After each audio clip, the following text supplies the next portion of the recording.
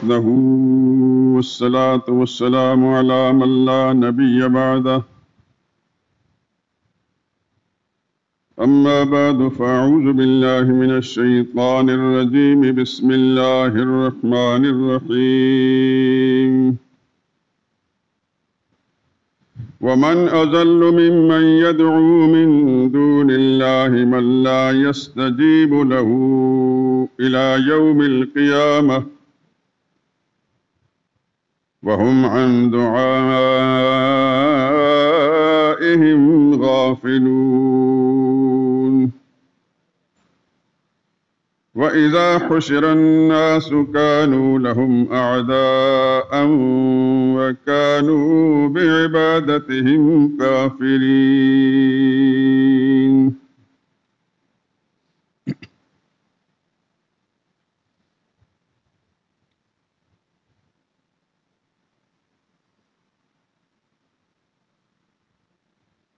اور اس شخص سے بڑھ کر کون گمراہ ہو سکتا ہے جو ایسے کو پکارے جو قیامت تک اسے جواب نہ دے سکے اور ان کو ان کے پکارنے کی خبر ہی نہ ہو۔ اور جب لوگ جمع کیے جائیں گے تو وہ ان کے دشمن ہوں گے اور ان کی پرستش سے انکار کریں گے۔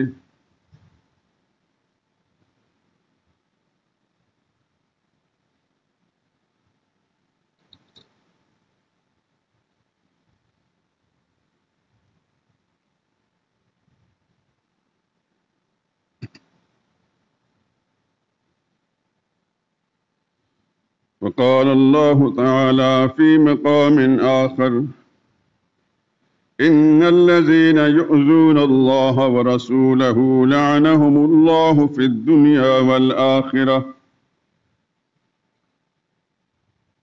وأعد لهم عذابا مهينا۔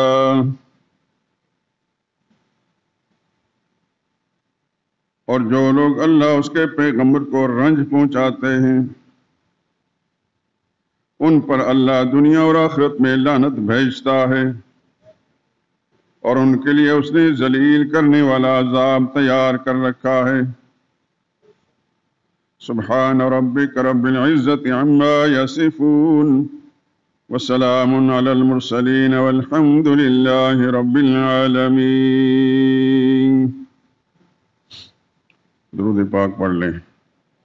اللهم صل على محمد وعلى آل محمد كما صليت على إبراهيم وعلى آل إبراهيم إنك حميد مجيد۔ اللهم بارك على محمد وعلى آل محمد كما باركت على إبراهيم وعلى آل إبراهيم إنك حميد مجيد۔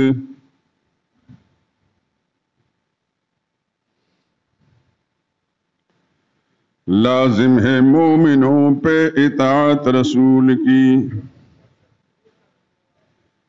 لازم ہے مومنوں پہ اطاعت رسول کی، دل میں ہو جا گزین محبت رسول کی۔ اعلان حق کیا ہے جہاں میں رسول نے، اعلان حق کیا ہے جہاں میں رسول نے، حق نے بیان کی ہے رسالت رسول کی۔ سب سے بڑے امین تھے دنیا میں حضور، سب سے بڑے امین تھے دنیا میں حضور، مخفی نہیں کسی پہ امانت رسول کی۔ سچا ہے کون آپ سے بڑھ کر جہان میں، مشہور ہے جہاں میں صداقت رسول کی۔ قرآن گواہ آپ کے خلق عظیم پر، روشن ترافتاب سے سیرت رسول کی۔ بعد از خدا نبی کی اطاعت ہے ہم پہ فرض، ایمان کی ہے جان اطاعت رسول کی۔ مومن وہ اپنے آپ کو کہتا ہے کس طرح، رکھتا نہیں جو دل میں محبت رسول کی۔ سب سے بلند جیسے محمد کی شان ہے، سب سے بلند جیسے محمد کی شان ہے، یوں ہی بلند شان ہے امت رسول کی۔ دنیا میں جس کا سنت نبی پہ ہو عمل، اس کو نصیب ہوگی شفاعت رسول کی۔ امت میں سب سے افضل و برتر وہی تو ہیں، حق سے ملی ہے جن کو معیت رسول کی۔ توحید کی ضیاء سے منور ہوا جہاں، روشن ہوئی جو شمع ہدایت رسول کی۔ کفر و نفاق و شرک کی شب ہو گئی تمام، کفر و نفاق و شرک کی شب ہو گئی تمام، پھوٹی جہاں میں صبح نبوت رسول کی۔ دنیا کا ذرہ ذرہ خوشی سے چمک اٹھا، جس دن ہوئی ظہور ولادت رسول کی۔ لازم ہے مومنوں پر اطاعت رسول کی، دل میں ہو جاگزین محبت رسول کی۔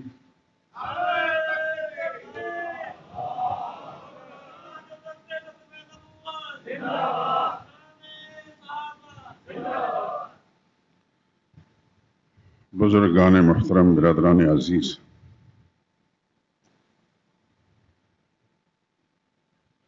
قرآن حکیم کے دو مقامات سے میں نے آیات کا انتخاب کیا ہے۔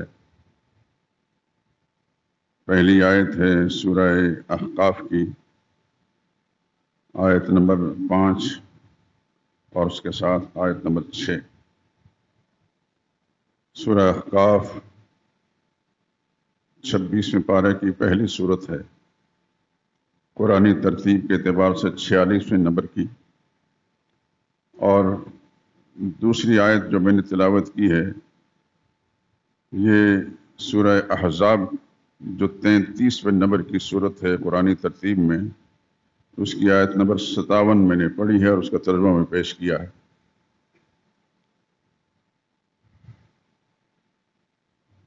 پہلی آیت کا تعلق لا الہ الا اللہ سے ہے اور دوسری کا محمد رسول اللہ سے ہے صلی اللہ علیہ وسلم۔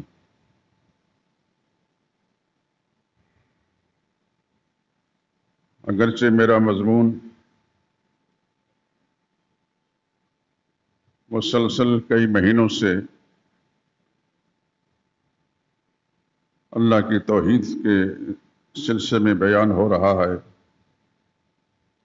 لیکن وقت کی ضرورت کے تحت آج میں نے پھر اس کے ساتھ دوسری آیت جو سورہ احزاب کی ہے اس کا انتخاب کر کے، جیسا میں نے عرض کیا کہ آج کے مضمون میں دو باتیں ہیں۔ ایک تو اللہ کی توحید ہے، وہ تو سلسلہ وار مضمون ہے جو لا الہ الا اللہ کا مضمون ہے،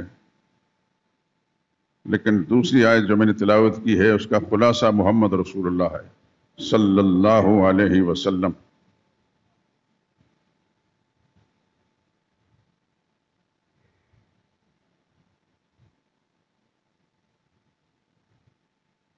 آپ جب کسی کو دائرہ اسلام میں داخل کرنے کی کوشش کرتے ہیں تو اس سے یہ نہیں کہتا کہ پہلے نماز پڑھ یا روزے رکھ یا زکوٰۃ دے یا حج کر۔ سب سے پہلے اس کی زبان پر یہ دو بول آپ بلواتے ہیں، اور جب وہ بول لیتا ہے صدق کے دل سے تو آپ کہتے ہیں کہ پہلے کافر تھا، اب دار اسلام میں آ گیا ہے۔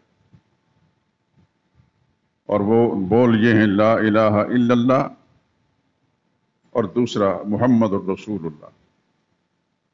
یہ سارے اسلام کی بنیاد ہے، اسلام کی پوری عمارت ان دو بولوں پر کھڑی ہے۔ جو لا الہ الا اللہ مانتا ہے اقرار کرتا ہے، اظہار کرتا ہے اور اس کے ساتھ محمد رسول اللہ کو بھی مانتا ہے دل کی گہرائیوں سے، تو وہ سچا اور پکا مسلمان کہلاتا ہے، وہ مسلم برادری کا ایک اہم فرد ہے۔ لیکن ان دونوں میں سے کسی ایک کا کوئی شخص منکر ہے یا گستاخ ہے تو وہ پکا کافر ہے، دار اسلام سے خارج ہے۔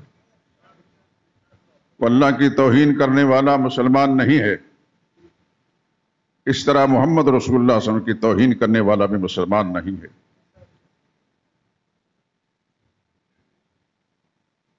چاہے وہ نبی کا رشتہ دار ہی کیوں نہ ہو، اللہ کے ہاں رشتہ داریوں کا کوئی لحاظ نہیں۔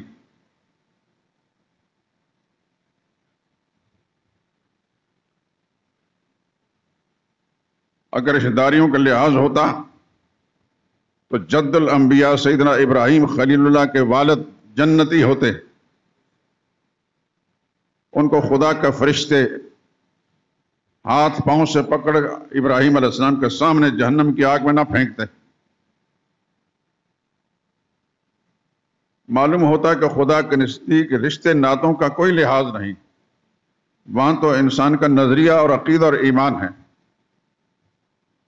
خدا کے بھیجے ہوئے پیغمبر انبیاء اکرام علیہ الصلوۃ والسلام، ان کی تعلیمات کے مطابق کسی کا عقیدہ اور ایمان ہے، وہ پکا مسلمان ہے، اس کا خدا کے ساتھ بھی رشتہ پختہ ہے اور پیغمبر کے ساتھ بھی۔ لیکن خدا نخواستہ اگر ان دونوں بنیادوں میں کہیں کمزوری ہے تو کتنا ہی کسی بڑے خاندان سے تعلق رکھنے والا ہو، وہ پکا کافر ہے اور دار اسلام سے خارج۔ انہی مجالس میں شاید آپ سن چکے ہیں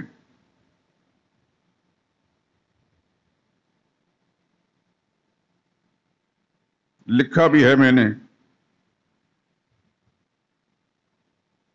رسول اللہ صلی اللہ علیہ وسلم کے ایک چچا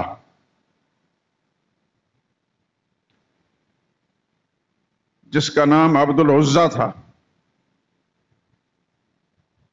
باپ نے نام عبد العزیٰ رکھا، لیکن اپنے حسن و جمال اور خوبصورتی کی بنا پر وہ ابو لہب معروف ہوا۔ لہب شعلوں کو کہتے ہیں، اتنا حسین اور خوبصورت تھا گویا اس کے چہرے سے شعلے نکلتے تھے۔ ہاشمی تھا، پکا ہاشمی، سید بادشاہ۔ یہ سید کا لفظ میں اس لیے بولتا ہوں کہ آپ سید کہتے ہیں ان کو، حالانکہ سید کوئی نسب نہیں ہے، ہاشمی ہے۔ اگر صحیح نسب ہے تو وہ ہاشمی ہے۔ سید عربی زبان کے اندر کسی بھی محترم کو سید کہہ دیتے ہیں۔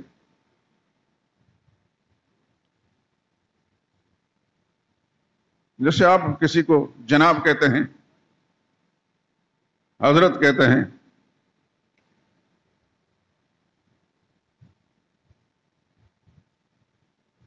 یہ آپ کے پڑوس کے اندر چیرنگ کراس کے اندر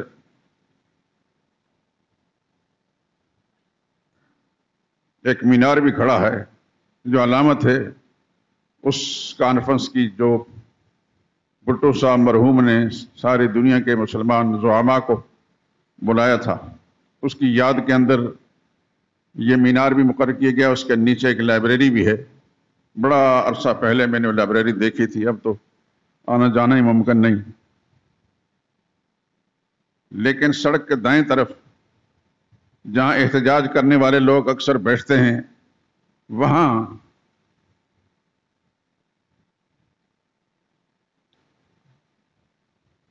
ایک تحریر موجود ہے، اس پر لکھا السید ذوالفقار علی بھوتو، سید ذوالفقار علی بھوتو۔ تو کیا لفظ سید سے مراد ہوئے کہ وہ جناب ذوالفقار علی بھٹو صاحب جو ہے وہ ہاشمی تھے؟ نہیں، ہاشمی نہیں تھے۔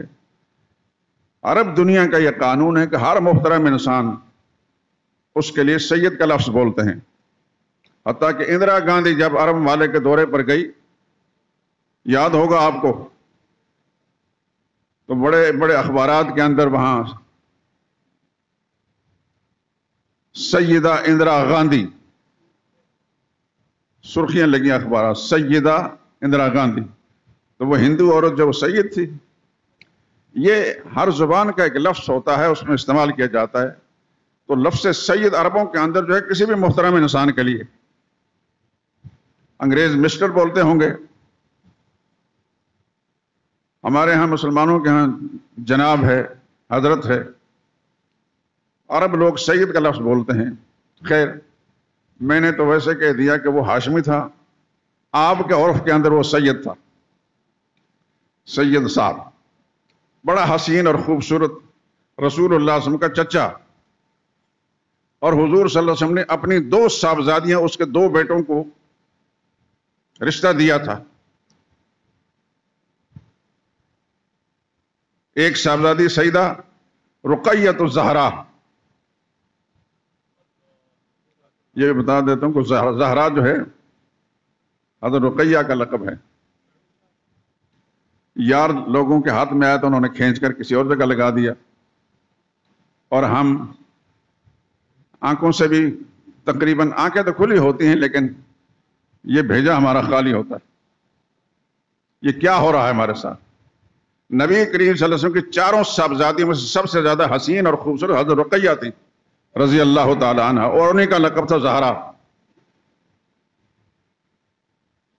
آپ کا یہ نام نہاد سنی مولوی اس سے پوچھیں زہرا کون ہے، وہ یہ کہیں گے سیدہ فاطمہ ہے رضی اللہ تعالی عنہ. انہیں کا کس جگہ لکھا؟ پر روٹیاں چل رہی ہیں. ہمارے پاکستانی مسلمانوں کو مسجد کی امامت کے لیے عالم نہیں چاہیے ہوتا، جو 2 رکعت ٹکا سکتا ہے، جنازہ پڑھا سکتا ہے، نکاح پڑھا سکتا ہے، اور اگر ختم شریف دینے والی وقت ختم پڑھا سکتا ہے، بس پکا مولوی ہے. ان کو علماء سے کیا غرض؟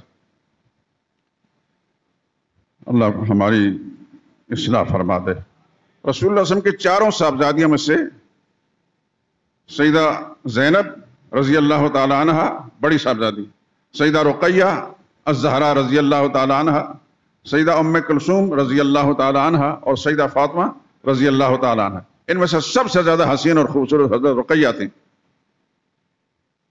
میں نے بتا دیا ہے، اب تحقیق کرنا آپ کا کام. انشاءاللہ میری باتوں کی تصدیق ہوگی اگر صاحب علم سے رابطہ ہوا تو.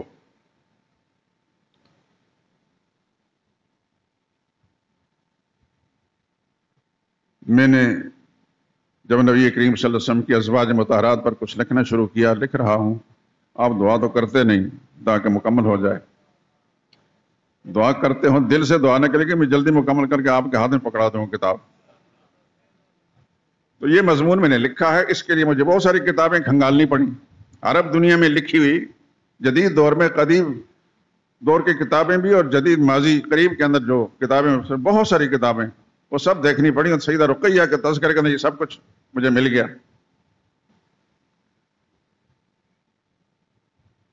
تو ابو لہب کے 2 بیٹوں، ایک کا نام عتبہ تھا، دوسرے کا نام عتیبہ تھا.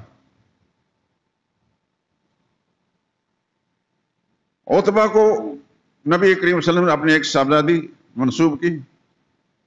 بعض کتابوں میں کہ اس زمانے کے لحاظ سے نکاح بھی ہو گیا، رخصتی نہیں ہوئی تھی. اور عتیبہ کو دوسری صاحبزادی منسوب کر دی گئی. یہ یاد رکھیں، لوگ غلطیاں کرتے. آج میں کسی تحریر میں پڑھ رہا تھا، غالباً اخبار میں کسی نے لکھا تھا عتبہ کے بارے میں، یعنی جو عتیبہ کا انجام ہوا وہ عتبہ کا لکھا ہوا. جہالت ہمارے اندر کوٹ کوٹ کر بھری ہوئی ہے. اللہ ہماری اس جہالت کو علم کے ساتھ تبدیل فرما دے.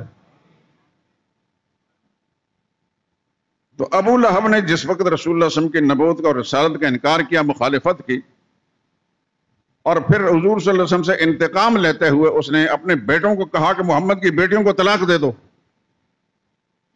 چنانچہ انہوں نے باپ کے کہنے پر طلاق دے دی. ان میں سے جو عتیبہ تھا اس نے مزید خباثت یہ کی کہ حضور صلی اللہ علیہ وسلم کے سامنے جا کر رسول اللہ صلی اللہ علیہ وسلم کے کپڑے بھی پھاڑ دیے، بعض کتاب میں حضور صلی اللہ علیہ وسلم کے چہرے انور پر تھوک دیا۔ سگا چچا زاد بھائی ہے اور رسول اللہ صلی اللہ علیہ وسلم کو داماد بننے والا، اس کی اس گستاخی پر رسول اللہ صلی اللہ علیہ وسلم نے یہ جملہ فرمایا، اللہم صلت علیہ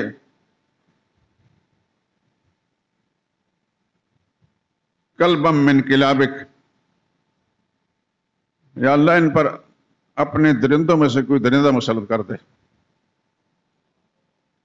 نبی کی زبان سے بدعا نکلی ہو اور وہ پوری نہ ہو صلی اللہ علیہ وسلم۔ ابو لہب کو اس بات کا اندازہ تھا کہ محمد نے بدعا جو دی ہے اس کا اثر سامنے آئے گا۔ ایک تجارتی سفر کے اندر قافلے کے اندر عتیبہ جا رہا تھا، تو اس کو قافلے کو خاص طور پر سے تاکید کی تھی کہ میرے بیٹے کو رات جہاں بھی پڑاؤ کریں تو کنارے پر نہ سلانا ہے، قافلے کے درمیان میں اس کو سلانا۔ چنانچہ انہوں نے اس پر عمل کیا،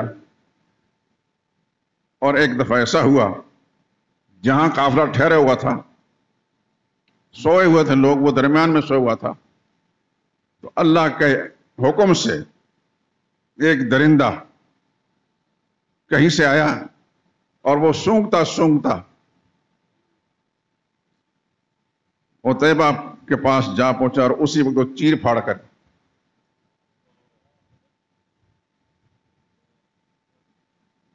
بات عرض کر رہا تھا کہ رسول اللہ صلی اللہ علیہ وسلم کے چچا زاد ہیں اور رسول اللہ صلی اللہ علیہ وسلم کے داماد بننے کی کوشش ہو رہی تھی، لیکن اللہ کسی کے رشتے ناتوں کا لحاظ نہیں رکھتے، وہاں تو عقیدہ اور ایمان ہے۔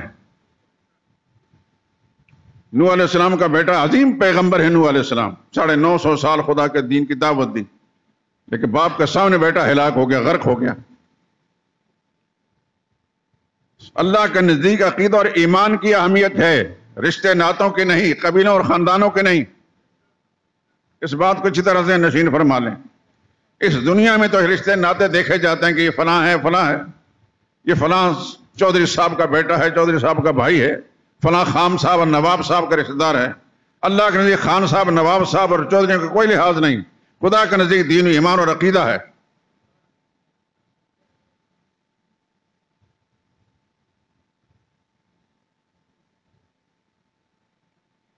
تو ابو لہب نے انکار کیا، خدا نے راندہ درگاہ بنا دیا۔ قرآن کریم کے اندر قرآن اللہ کی وحی میں ایک سورت نازل ہو گئی، تبت یدا ابی لہب وتب، ابو لہب کے دونوں ہاتھ تباہ ہو گئے، ٹوٹ گئے، اور خود بھی ہلاک ہو گیا۔ آج سے 1400 سال پہلے یہ سورت نازل ہوئی، اور اب بھی قرآن موجود ہے، اور انشاءاللہ قیامت تک رہے گی۔ اور دنیا بھر کے مسلمان جب بھی قرآن کریم کی تلاوت کریں گے، اس سورت کو پڑھیں گے تو ابو لہب پر بددعا دے کر جائیں گے۔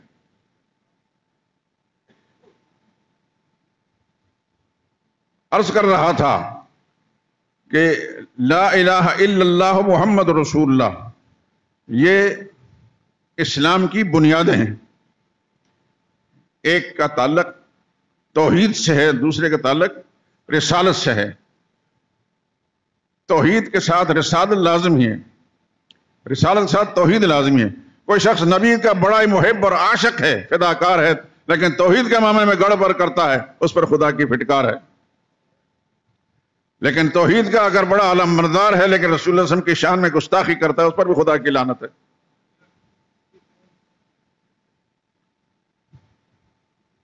چودہ 100 سال گزر چکے ہیں ملت اسلامیہ کو، کسی دور کے اندر بھی مسلمانوں نے اپنے نبی کی توہین اور گستاخی برداشت نہیں کی۔ اور اگر ہم اپنے ماضی کو دیکھتے ہیں، ماضی کی تاریخ پر نظر دوڑاتے ہیں، اس 1400 برس کے اندر بے شمار لوگ ایسے ہیں جو توہین رسالت پر مارے گئے، قتل ہوئے۔ اور مسلمانوں کا یہ اجماعی عقیدہ ہے، اس میں دو رائے نہیں ہیں۔ جس طرح حدیث میں آتا من بدل دینہ فاقتلوہ، جو دین کو بدل ڈالتا ہے یعنی مرتد ہو جاتا ہے، وہ واجب القتل ہے۔ اس طرح یہ مسئلہ ہے، من سب نبیا فاقتلوہ، اور جو نبی کی توہین کرتا ہے اس کو بھی قتل کیا جائے گا. یہ متفقہ رائے، اس میں حنفی شافعی مالکی کا کوئی اختلاف نہیں.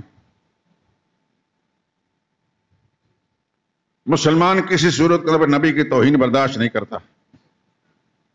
کیا کرتے ہیں آپ؟ ہمارے ماں باپ کو، دادا دادی، نانا نانی، سارے خاندان کو گالی بک دے، برداشت کر لیں گے جو اگر ہم انتقام نہیں لیتے.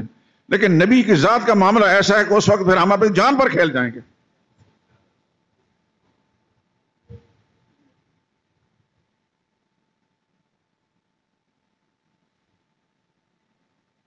سیرت کی کتابوں کے اندر آتا ہے رسول اللہ صلی اللہ علیہ وسلم کے ایک نابینا صحابی تھے، نابینا. ان کو جب پتا چلا کہ فلاں عورت نے رسول اللہ صلی اللہ علیہ وسلم کی شان میں گستاخی کی ہے، آپ اندازہ کر سکتے ہیں کہ اس نابینا نے کتنے جتن کیے ہوں گے اس عورت تک پہنچنے کے لیے، اور بالآخر اس کو قتل کر دیا.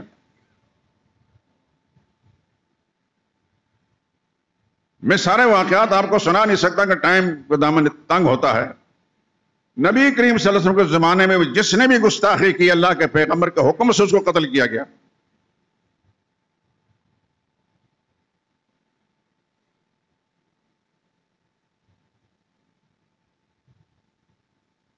ایک شخص مدینہ میں رہتا تھا، چودھری تھا، اپنی برادری کا، عبداللہ اس کا نام تھا.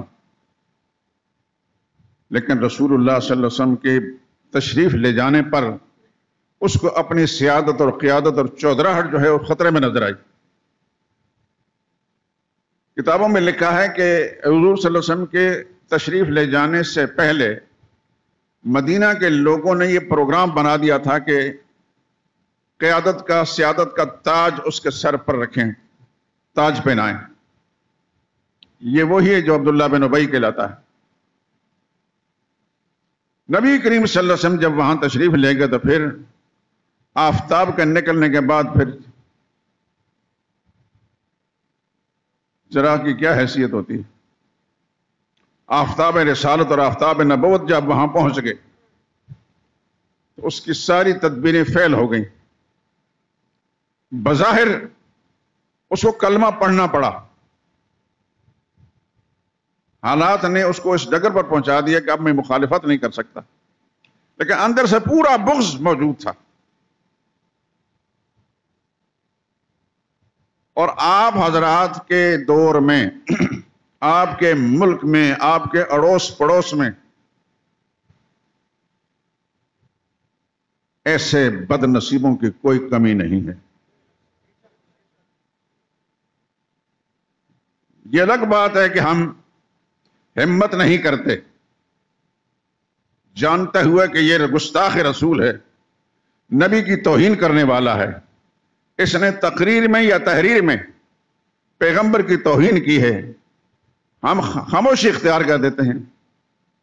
کئی مصلحتیں دامن گیر ہوتی ہیں کہ اگر ہم اس کو ماریں گے تو پھر ہمارے ساتھ کیا ہوگا. ہمارا ملکی قانون ایسا ہے، رسول اللہ کی گستاخی برداشت کر لیتا ہے لیکن رسول اللہ کے گستاخ کا قتل برداشت نہیں کرتا.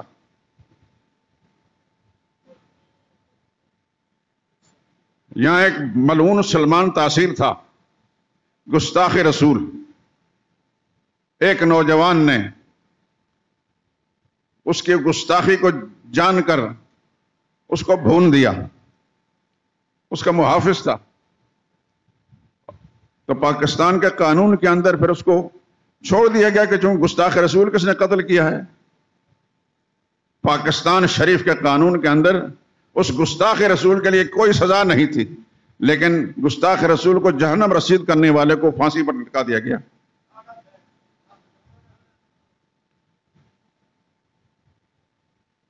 ایک عیسائی عورت نے رسول اللہ صلی اللہ علیہ وسلم کی شان میں گستاخی کی، آسیہ اس بدبخت کا نام تھا. مختلف عدالتوں سے اس کو مجرمہ قرار دیا گیا، اور آخری عدالت،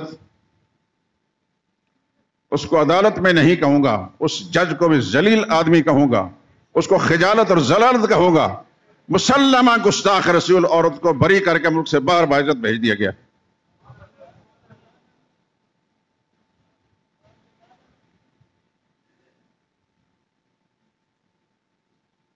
یہ قانون ہے اس ملک کا.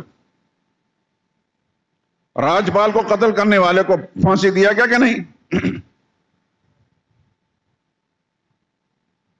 اس کا کوئی جرم تھا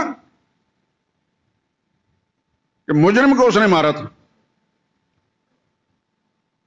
ہمارا یہ ملک جس کو عام لوگ کہتے ہیں یہ اسلامی ملک ہے، اسلامی ملک ہرگز نہیں ہے. اسلامی ملک وہ ہوتا ہے جہاں اسلام کو بالادستی حاصل ہوتا ہے، اسلام کے قانون کو بالادستی حاصل ہوتی ہے. اسلامی ملک کے اندر پیغمبر کی توہین نہیں برداشت ہوتی، اسلام کی توہین نہیں ہوتی. اس اسلامی ملک میں، نام نہاد اسلامی ملک کے اندر نبی کی توہین بھی ہوتی ہے، اور اگر کوئی ہمت والا غیرت مند گستاخ رسول کو قتل کر دیتا تو اس کو سزا دے دی جاتی ہے پھانسی کی. اب تک تو یہی حال ہے، آگے آگے دیکھیے ہوتا ہے کیا. ہرگز یہ اسلامی ملک نہیں ہے، یہ ایسا ہی ہے سیکولر ملک جس طرح آپ کا پڑوسی ہندوستان ہے.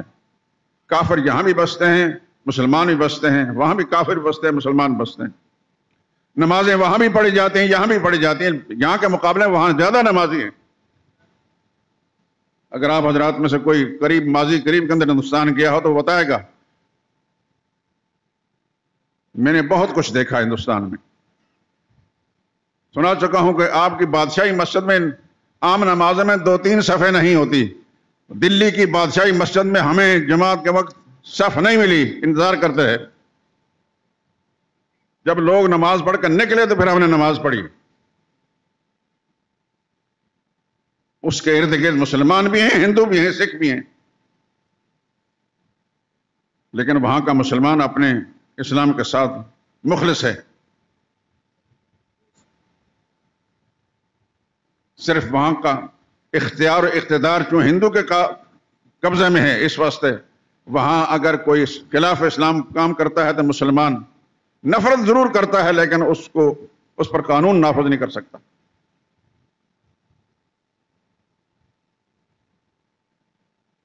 یہ کیوں ہوتا ہے ایسا؟ کبھی فرانس کے اندر، کبھی کسی اور یورپی ملک میں، اور ابھی حال میں آپ کے ہندوستان میں نبی کی توہین ہو رہی ہے، گستاخی ہو رہی ہے.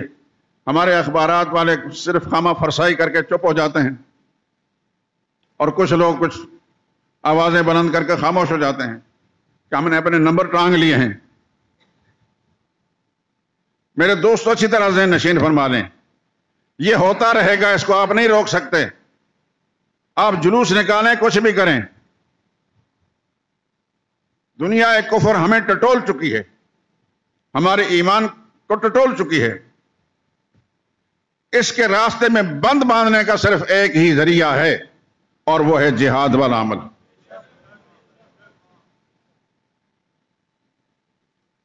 آج بھی اخبار میں آپ نے پڑھا ہوگا، ہمارے بعض عربوں کے اندر اتنی بے غیرتی ہے، اتنے بے شرم ہیں. اسرائیل کے وزراء آ رہے ہیں اور یہ ادھر جا رہے ہیں، ان کے ساتھ تعلقات اور سارا کچھ ہو رہا ہے. وہی اسرائیل جو فلسطینیوں کے پاس انہوں نے زندگی جہنم بنا رکھی ہے، لیکن ان کو ذرا بھی غیرت نہیں آتی.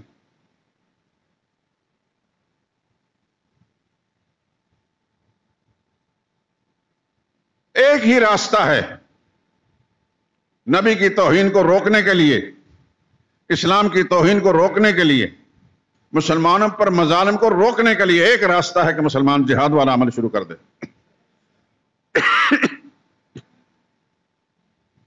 اس کے سوا کچھ بھی نہیں. اور ہمارے لیے یہ بات جاننا کوئی مشکل نہیں، ہمارا پڑوسی ملک افغانستان اتنے وسائل نہیں رکھتا جو آپ کا پاکستان شریف رکھتا ہے. ایسی ایٹمی فوج اس کے پاس نہیں جیسا کہ پاکستان کے پاس ایٹمی فوج ہے. جتنی بڑی تعداد فوج کی اس کے پاس، ان کے پاس نہیں. وہاں کے عام مسلمان بے سر و سامان ہیں، جہاد کے جذبے سے سرشار. روس قسمت آزمائی کر کے وہاں سے نکلا ذلیل اور خوار ہو کر، اور ایسا ذلیل ہوا کہ روس کے کئی ٹکڑے ہو گئے. جانتے ہیں کہ نہیں جانتے آپ؟ پھر امریکہ سرکار نے کہا کہ ہم ان کو صفحہ ہستی سے مٹاتے ہیں. 44 ملکوں کے ساتھ آیا امریکہ، اور آپ کے پاکستان شریف کے صدر کو بھی اپنے ساتھ ملا لیا. ملعون پرویز مشرف، خدا کی لعنت ہو اس پر. آج خدا کی لعنت اس پر پڑی ہے. لا یموت فیہا ولا یحیا، نہ وہ زندہ ہے نہ مردہ ہے. ان 44 ملکوں سمیت اس نے پوری توانائیاں خرچ کر دی. وہ نہتے بے سر و سامان، صرف خدا کی طاقت پر یعنی یقین تھا، لیکن جذبہ جہاد سے سرشار تھے. انہوں نے امریکہ کو، اس کے متحدیوں کو ذلیل و خوار کر کے نکال دیا.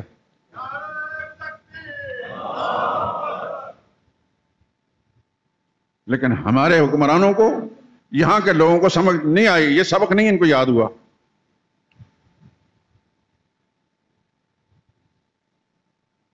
اللہ کے پیغمبر کی ایک حدیث سن لیں صلی اللہ علیہ وسلم. سیدنا صدیق اکبر اس کے راوی ہیں. اذا تبایعتم بالعینہ، لوگوں جب تم اپنے کاروبار کے اندر منہمک ہو گئے، وَأَخَذْتُمْ أَذْنَابَ الْبَقَرِ، اور تم نے بیلوں کی دمیں پکڑ لی، یعنی کاشتکاری میں، کھیتی باڑی میں لگ گئے. وَرَضِيتُمْ بِالزَّرْعِ، اور زراعت کو پیشہ اختیار کر لیا. وَتَرَكْتُمُ الْجِهَادَ، اور جہاد کو چھوڑ دیا. سَلَّطَ اللَّهُ عَلَيْكُمْ ذُلًّا، اللہ پھر تم پر ذلت مسلط کرے گا، تمہیں خدا ذلیل کرے گا. لا ينزعه حتى ترجعوا الى دینکم، اس وقت تک اس ذلت سے تمہاری نجات نہیں ہوگی، چھٹکارا نہیں ہوگا، جب تک واپس ہمارے جہاد پر لوٹ نہیں جاؤ گے. صحابہ اکرام کے ہم تذکرے کرتے ہیں، پڑھتے ہیں، یہ نہیں ہمیں یاد رہتا کہ صحابہ اکرام کے پاس کون سی ایٹمی قوتیں تھیں، کتنے بے سر و سامان تھے، لیکن خدا کی ذات پر ان کا ایمان کامل تھا، نبی کے فیصلوں پر یقین کامل تھا. تو پھر آدھی دنیا کے 2 حکمران، قیصر روم اور کسرا فارس والا، ان دونوں کو صفحہ ہستی سے مٹا کر رکھ دیا رسول اللہ صلی اللہ علیہ وسلم کے غلاموں نے.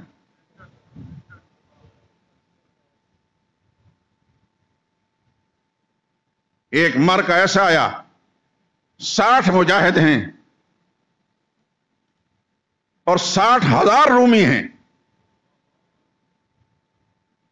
اس پر کسی شاعر نے کہا غزن 60 وہم 60 الفن، مجاہد 60 تھے اور وہ 60,000 تھے.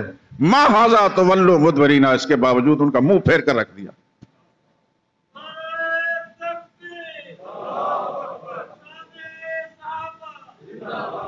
صحابہ کا نام ہم لیتے ہیں، لیکن میں سمجھتا ہوں، میں بھی اسی میں شامل ہوں، کہ ہمارے دل و دماغ کے کسی گوشے میں ان جیسا عمل کرنے، ان جیسا جذبہ موجود نہیں ہوتا. اپنے دل کو تسلی دینے کے لیے یا دوسرے کو خوش کرنے کے لیے ہم کہہ دیتے ہیں. نبی کریم صلی اللہ علیہ وسلم مدنی زندگی میں پہلا جہاد جو انہوں نے کیا، جس کو غزوہ بدر کہتے ہیں، کیا یہ ہم سے مخفی ہے؟ کیا ہم نہیں جانتے کہ ادھر سے ابو جہل 1000 لشکر لے کر آیا تھا، اس زمانے کے لحاظ سے کیل کانٹے سے لیس ہو کر آئے تھے، اور اس ارادے سے ابو جہل آیا تھا آج ہم نے محمد کا اور اس کے ساتھیوں کا ہمیشہ کے لیے کام تمام کر دینا ہے. گانے بجانے والی عورتیں بھی ساتھ لے کر آئے تھے کہ محمد کو اور اس کے ساتھیوں کو قتل کرنے کے بعد پھر ہم جشن منائیں گے. اور اونٹ ساتھ لے کر آئے تھے، ان کو ذبح کریں گے اور پھر کھائیں گے. حضور صلی اللہ علیہ وسلم کون سا لشکر لے کر گئے تھے؟ میرے دوستو ذہن میں بٹھا لیجیے اس بات کو. اگر خدا کی طاقت پر یقین رکھتے ہیں، رسول اللہ کی صداقت پر یقین رکھتے ہیں، تو اس بات کو ذہن نشین فرما لیں. سچ وہی ہے جو محمد رسول اللہ نے فرمایا ہے، جو کر کے دکھایا ہے۔ 300 صحابہ ہیں، ادھر 3 گنا زیادہ ہیں، 1000، ہر قسم کے اس زمانے کے ہتھیاروں سے لیس۔ ان کے پاس کون سے ہتھیار تھے؟ صرف 8 تلواریں تھیں۔ میری بات سن رہے سارے ساتھی؟ نبی کے ساتھیوں کے پاس صرف 8 تلواریں ہیں۔ کتابیں میں اکثر دیکھتا رہتا ہوں کہ شاید کوئی ڈنڈے ساتھ ہوں، ڈنڈے بھی نہیں تھے۔ نبی ساتھ ہیں، خدا کا سچا پیغمبر ساتھ ہے، اور مجاہدین کا ایمان خدا کی ذات پر، رسول اللہ کی صداقت پر ہے۔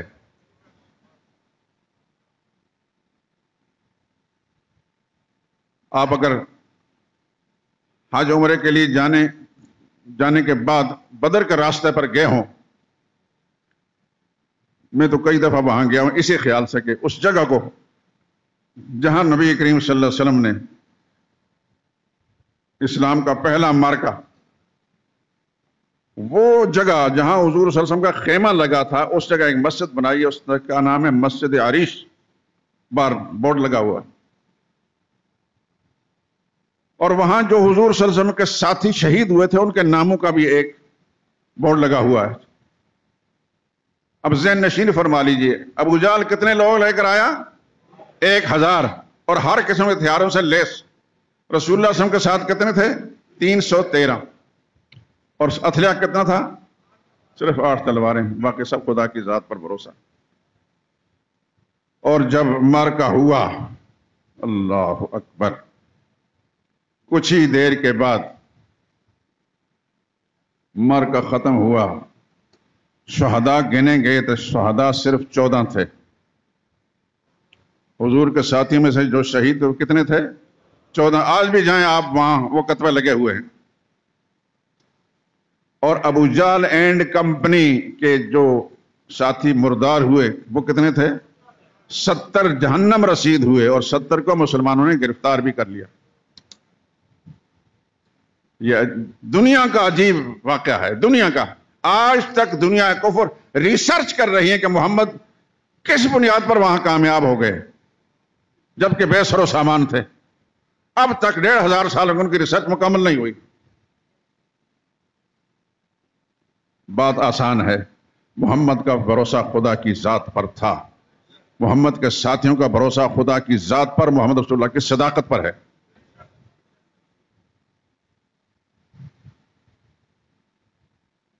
اور یہاں ایک بات اور بھی کہہ دوں، کئی دفعہ پہلے کہہ چکا ہوں لیکن یاد دہانی کے طور پر، جب یہ معرکہ انجام تک پہنچا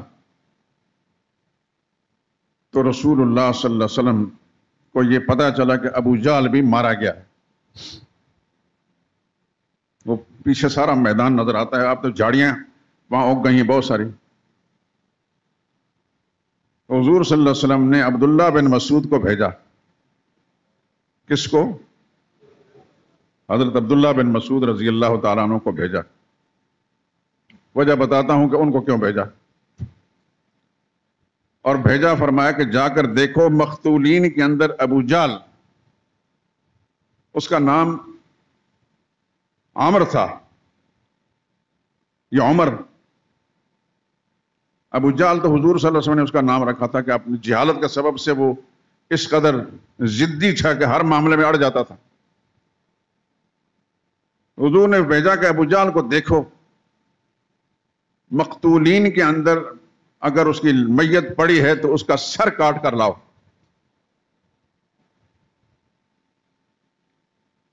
پڑھا کتابوں میں آپ نے یقیناً پڑھا ہوگا، نہیں پڑھا تو مجھ سے سن لیں۔ عبداللہ بن مسعود نے حکم کی تعمیل کی۔ جب تشریف لے گئے تو بہت سارے مقتولین، 70 تو مارے گئے تھے، 70 کو مسلمانوں نے گرفتار کر لیا تھا، باقی دفع ہو گئے۔ تو ابو جہل آخری ہچکیاں لے رہا تھا، روح نہیں نکلی تھی۔ جاتے ہی عبداللہ بن مسعود اس کے سینے پر چڑھ کر بیٹھ گئے. اس نے آنکھ کھولی.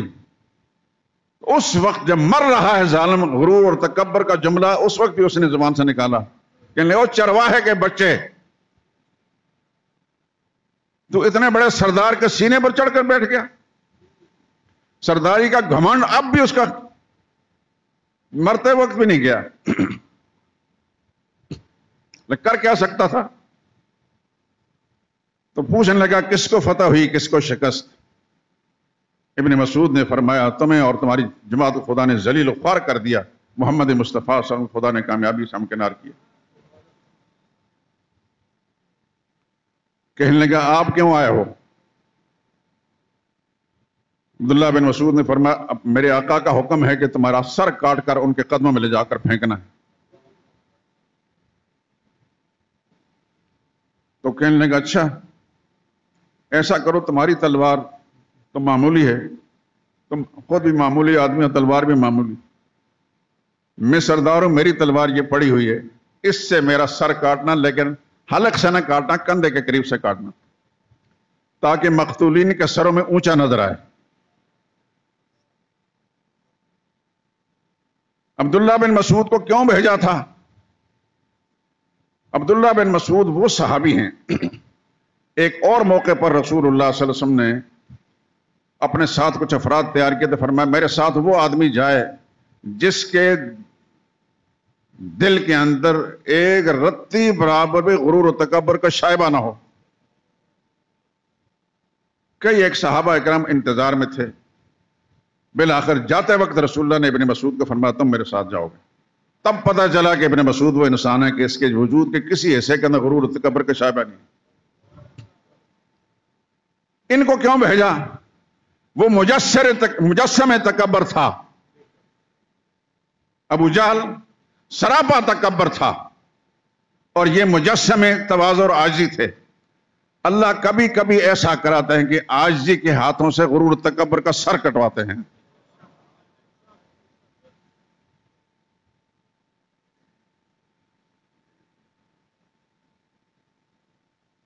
اگر رسول اللہ صلی اللہ علیہ وسلم مدینہ طیبہ پہنچ کر خانقاہ بنا کر مسلمانوں سے کہتے بس آؤ میں جو ذکر بتاتا ہوں ذکر کرتے چلے جاؤ، نمازیں پڑھو، ذکر کرو، قرآن کی تلاوت کرو،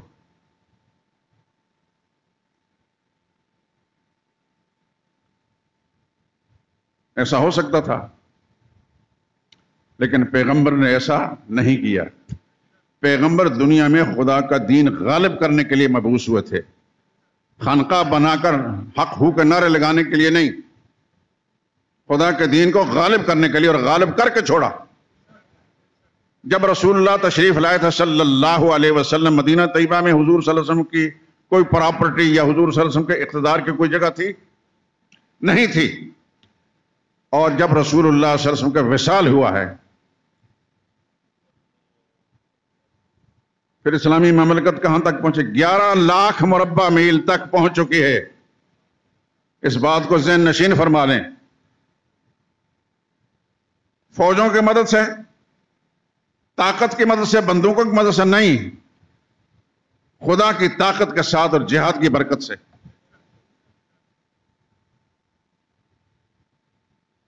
اور جناب فاروق اعظم رضی اللہ تعالیٰ عنہ کا جب وصال ہوا ہے، شہادت ہوئی ہے، اسلامی مملکت 25 لاکھ مربع میل تک پہنچ گئی، رقبہ.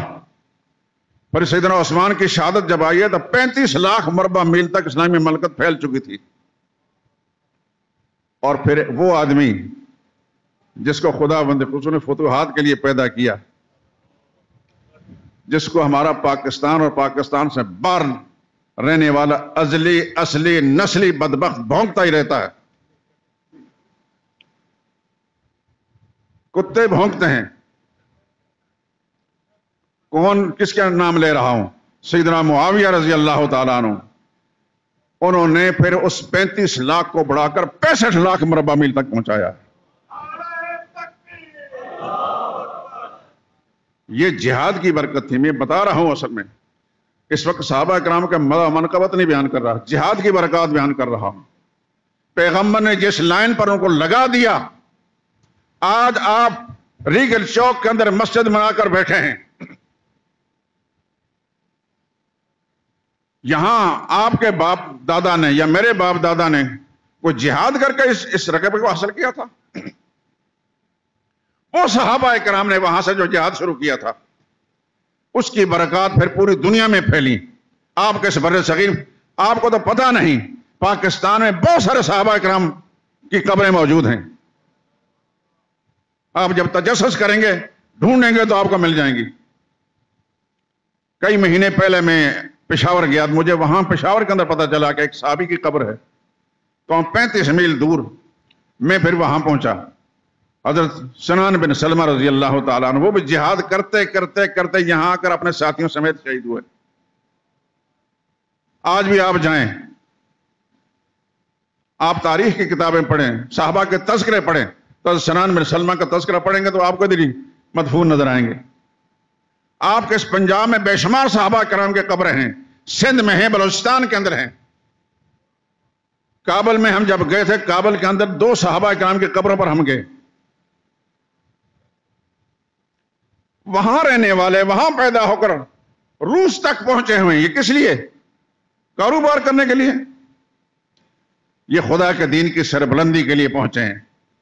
اس کی وجہ یہ ہے کہ آج آپ اس آزاد ملک پاکستان کے اندر بیٹھے ہیں، یہ ان صحابہ کرام کی قربانیاں ہیں، اس کی برکات ہیں۔ جہاں جہاں بھی مسلمان ہیں، وہ صحابہ کرام کی قربانیوں کی برکات ہیں۔ رسول اللہ صلی اللہ علیہ وسلم سے پہلے کوئی بتائیں نا، ہسٹری آپ کو بتاتی ہے کہ فلاں فلاں علاقے میں مسلمان بستے تھے؟ مسلمان تھا ہی کوئی نہیں، بستے کہاں ہوتے؟ نبی کی بعثت، آپ کے تشریف آوری پر جب اسلام پھیلا اور صحابہ کرام نے اپنی ڈیوٹیاں ادا کی، ہر جگہ اسلام کو پھیلایا، خدا کا پیغام بھی پہنچایا، اور پھر جس نے رکاوٹ ڈالی اس کے خلاف ہتھیار اٹھائے، اس کا نتیجہ یہ نکلا کہ آج 4 دانگ عالم کے اندر مسلمان بستے ہیں۔ یہ رسول اللہ صلی اللہ علیہ وسلم اور صحابہ کرام کی محنت کا نتیجہ ہے۔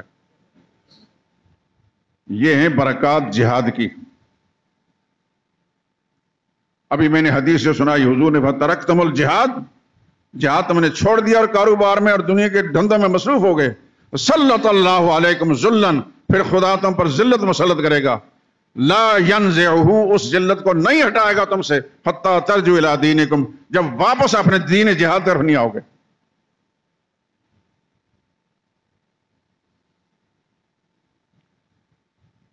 آج آپ کے پڑوسی ملک ہندوستان کے اندر نبی کی توہین ہو رہی ہے، اخبارات والے لکھ رہے ہیں اپنے اپنے خیال کے مطابق، لوگ مضطرب ہیں، پریشان، لیکن یہ پریشانی کیا ہمارے نعروں سے ختم ہو جائے گی؟ ٹھیک ہے، ہم باہر نکل کر اپنا ایک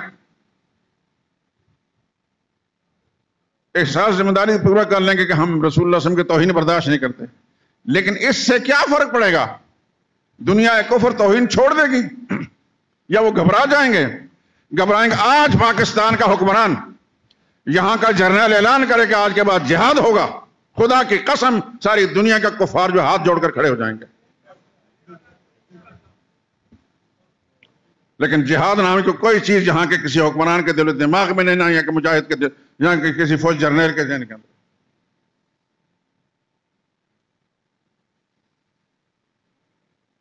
ہیں ہم سب مسلمان خدا کے فضل سے، لیکن نبی کا مشن وہ ہمارا مشن نہیں، اور خدا کا سامنے جانا ہے ہمیں۔ یہ جذبہ ذہن کے اندر رہنا چاہیے دوستو، نہ میں رہوں گا نہ آپ رہیں گے، لیکن اس جذبے سے سرشار رہیں ہر وقت، اور دعا بھی کریں کہ یا اللہ کو ایسی صورت پیدا کر دے اس ملک کے اندر، اس خطے کے اندر جہاد کو زندہ کر دے۔ جہاد زندہ ہو گیا تو کشمیر بھی آپ کے پاس ہوگا، سارا ہندوستان آپ کے پاس ہوگا۔ 800 سال ہندوستان پر مسلمانوں نے حکمرانی کی ہے کہ نہیں کی؟ ہندو حکمران نہیں تھا۔ جب مسلمان کے اندر غفلت پیدا ہوئی، بدعملی پیدا ہوئی، تو پھر خدا نے اس سے اقتدار کو چھین کر کافر کے ہاتھ میں دے دیا، بلکہ ہزاروں میل دور سے آ کر انگریز بھی یہاں قرآن بن کر رہا۔ مسلمان جب اپنا مشن چھوڑ دیتا ہے تو پھر خدا غیروں کو مسلط کر دیتا ہے۔ میں بات ختم کرنے لگا ہوں میرے دوستو، آپ مال روڈ کے جتنے میں ہمارے یہاں دائیں بائیں مارکیٹوں کے دوست احباب، اگر ہندوستان کے ان بدبختوں کے خلاف کوئی جلوس نکالتا ضرور اس میں شرکت کریں، لیکن اس جذبے کے ساتھ شرکت کریں کہ یا اللہ ایسا موقع دے دے کہ اس ملک کے اندر جہاد زندہ ہو جائے اور پھر ہم جہاد والا عمل کر کے ہندوستان کو آزاد کریں اور ہمیشہ کے لیے کفار کے منہ بند کر دیں۔ وآخر دعوانا الحمدللہ رب العالمین۔